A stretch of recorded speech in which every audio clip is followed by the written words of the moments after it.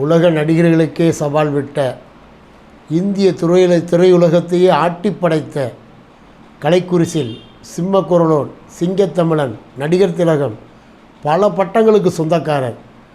நடிகர் திலகம் சிவாஜி கணேசன் நடிப்பில் மட்டும் பேர் வாங்கினார் நிறையா பேர் நினைப்பாங்க. ஆனால் அவர் கலெக்ஷனில் வசூலில் கலக்கிறத பற்றி அப்போ நம்ம பேச போகிறோம். நடிகர் திலகம் சிவாஜி கணேசன் உங்களுக்கு தெரியும், 288 நேரடி தமிழ் படங்களில் நடிச்சிருக்காரு.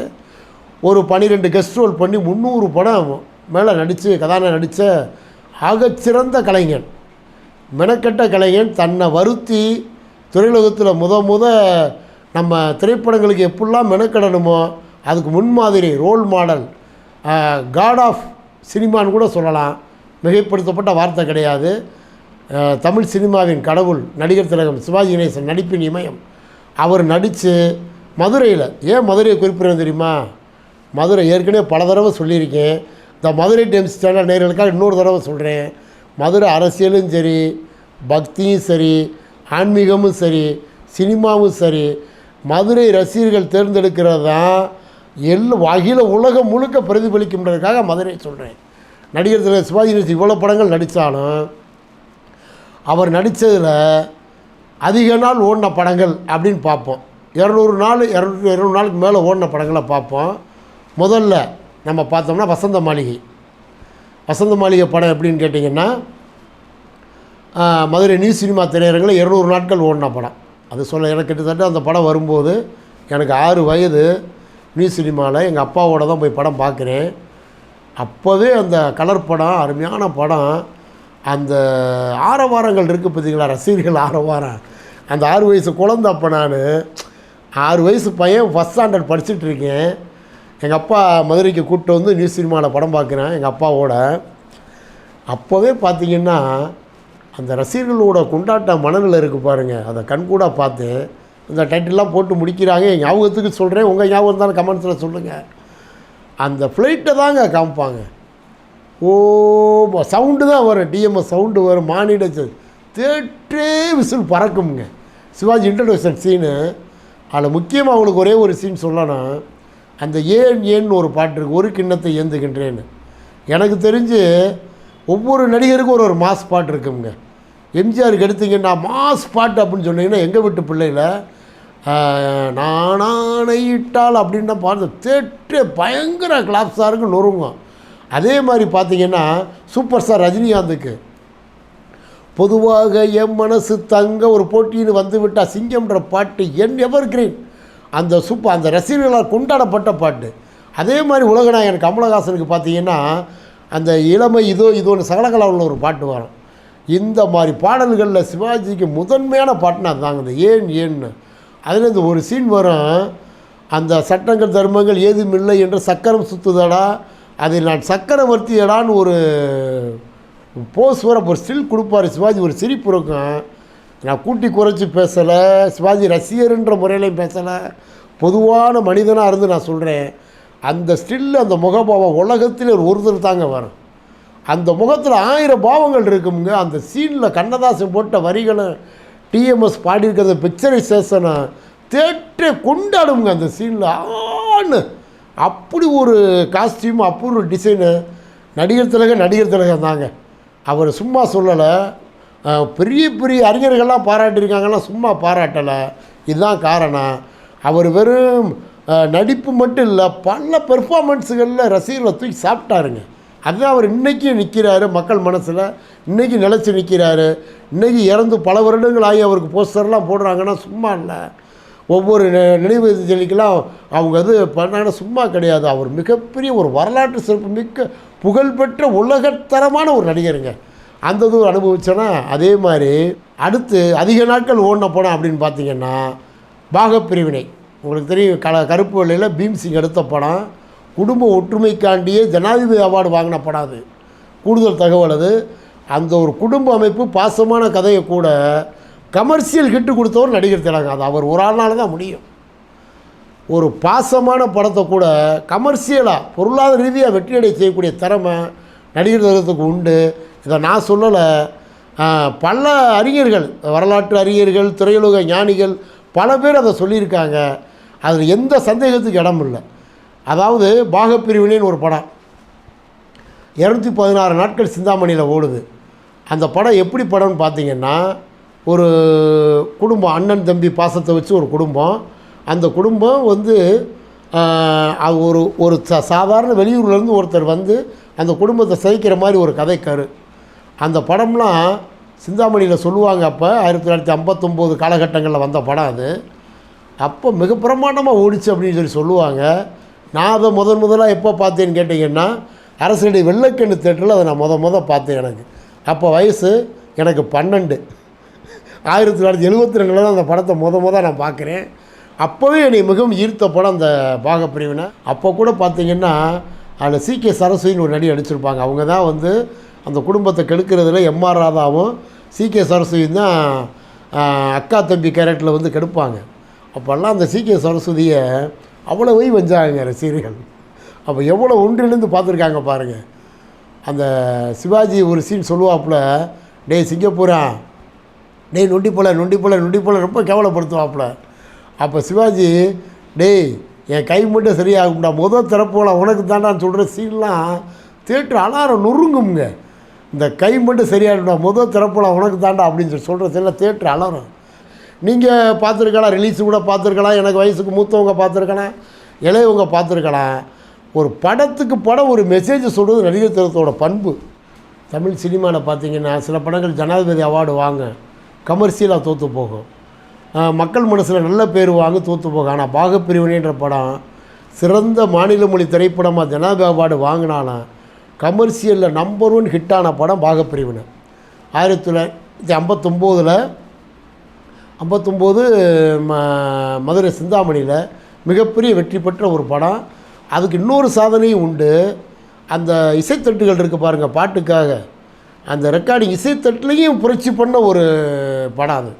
அது வரைக்கும் வந்த அந்த தமிழ் நடிகர்கள் பாடல்கள் இருக்குல்ல இசைத்தட்டு, அது அதிக விற்பனையானது பாகப்பிரிவினைக்கு தான். இதை காட்டில் அதிகமான அனுபவித்து பார்த்த படம்னா திரிசூலம். 1979 திரிசூலம் மதுரை சிந்தாமணி திரையரங்கில் 200 நாள் ஓடி வரலாற்று சாதனை நிகழ்த்திய படம். கிட்டத்தட்ட 8th ஸ்டாண்டர்ட் வந்துட்டு 13 வயசு ஆயிடுச்சு எனக்கு. அப்போ நீ சினிமாவில் ஏற்கனவே ஒரு பதிவில் கூட சொல்லியிருக்கேன். சிந்தாமணி தேட்டரில் அந்த படம் வந்து உண்மையிலே மக்கள் திரளாக பார்த்தாங்க. அந்த அளவுக்கு சூப்பர் டூப்பர் ஹிட்டான ஒரு படம். கேளிக்கை வரியில் 79ஆம் வருடத்தில் அது வரைக்கும் வந்த திரைப்படங்கள் சாதனையாக முறியடித்து கேளிக்கை வரி அரசுக்கு போகும்போது கேளிக்கை வரி டிக்கெட்டில் பாதி காசு அங்கே போகும். அந்த கேளிக்கை வரியில் பல லட்சங்கள் சம்பாரித்து கொடுத்த படம் அது. 50 காசு 70 காசில் கோடிக்கணக்கில் ரூபாயில் வசூல் பண்ண படத்தில் நம்பர் 1 திரிசூலம் படம் ரொம்ப நகைச்சுவையாகவும் இருக்கும். என் ஃப்ரெண்ட்ஸுக்கிட்ட பேசுகிறேன். அப்போ 8th படிச்சுக்கிட்டு இருக்கேன். ஒரு தடவை பார்த்துட்டு எங்கள் அம்மா சித்தியோடு போய் பார்த்துட்டு வந்துட்டேன். அப்போ ஃப்ரெண்ட்ஸுகள் மத்தியில் பேசுகிறேன்.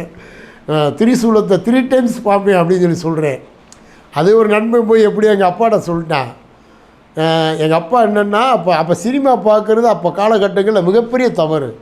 ஒரு தடவை பார்த்தேன் சரி 3 times பார்ப்படான்னு வெள்ளுன்னு வெளுக்கிறாரு என்னைய.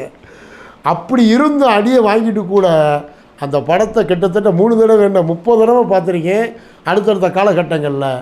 அதே மாதிரி வசந்த மாளிகை கணக்கில் அடங்காதுங்க, அவ்வளோ தடவை பார்த்துருக்கேன். ரீரிலீஸில் கூட பார்த்துருக்கேன். அந்த அலப்பற அந்த எப்பப்போ அந்த ரிலீஸ் செய்யத்தில் ரசிகர்கள் எப்பப்போ அதை ரசித்தாங்களோ அதை பூரா இன்றைக்கும் பார்க்குற அதே ரசனை. அதே மாதிரி யாருக்காகன்னு நாங்கள் சவுண்டு கேட்கும் தேட்டேன்னு ஒருங்குங்க. யாருக்காகன்னு உண்மையிலே ஒரு விரக்தியான ஒரு இளைஞன், காதலில் விரக்தியானவன், சாவை நோக்கி போகிறவன், பாய்சன் சாப்பிட்டு போகிற ஆள் எப்படிங்கிறத உண்மையிலேயே அவ்வளோ தத்ரூபமாக நினச்சிருப்பாருங்க சிவாஜி கணேசன். இன்றைக்கி சொல்லுவாங்க சில பேர் அதிமேதாவிகள் அறிவுஜீவிகள் இன்றைக்கி கேப்சூல் அன்றைக்கி வந்து தைலம் சாப்பிட்டு மாத்திரை வைத்தியம் போயிருக்கு, இன்றைக்கி கேப்சூலில் போகும். அதுக்காக அந்த தைலம் வந்து குறைச்சி கிடையாது. சச்சின் டெண்டுல்கர் சுனில் கவாஸ்கர் சாதனையை சச்சின் டெண்டுல்கர் முறியடித்தார். டெண்டுல்கர் சாதனையை விராட் கோலி முறியடித்தார்.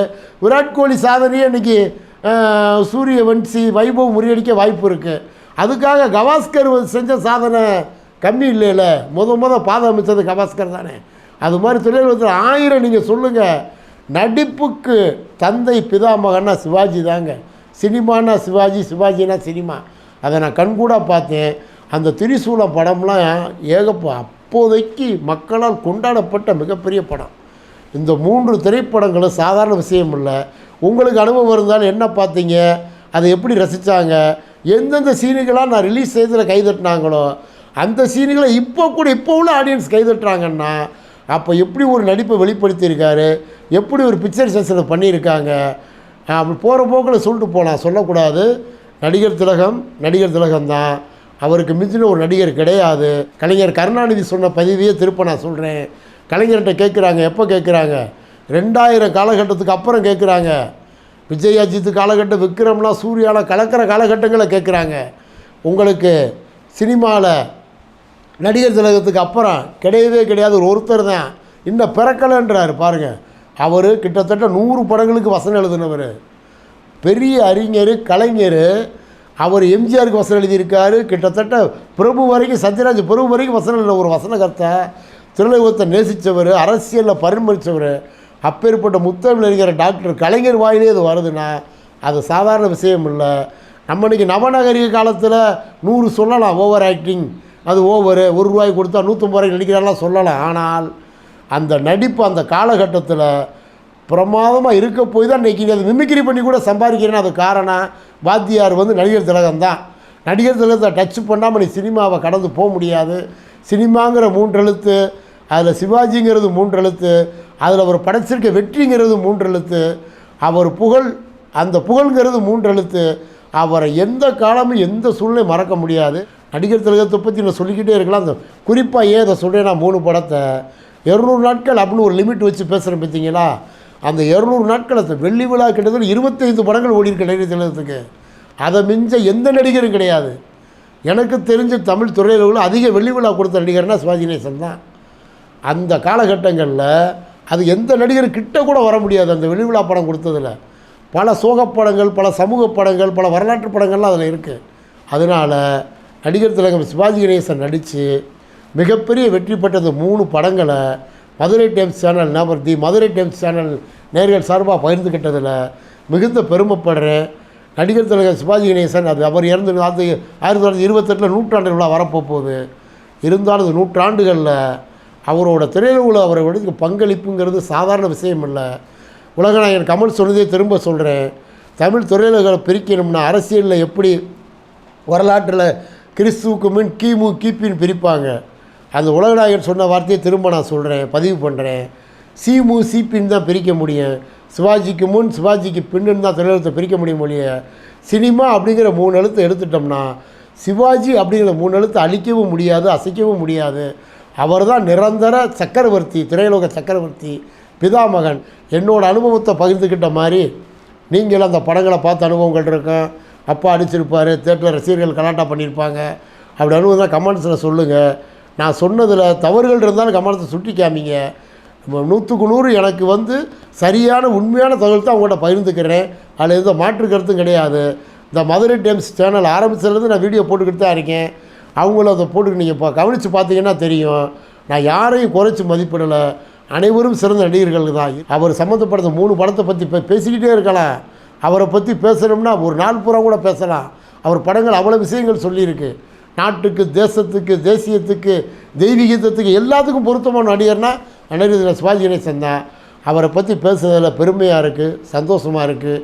மீண்டும் ஒரு முறை மதுரை ரசிகர்களுக்கு, தமிழ் சினிமா ரசிகர்களுக்கு, உலகத்தரம் வாய்ந்த சினிமாவை ரசிக்கும் தமிழ் ரசிகர்களுக்கு ஒரு முறை நன்றி கூறி விடைபெறுகிறேன். நன்றி, வணக்கம்.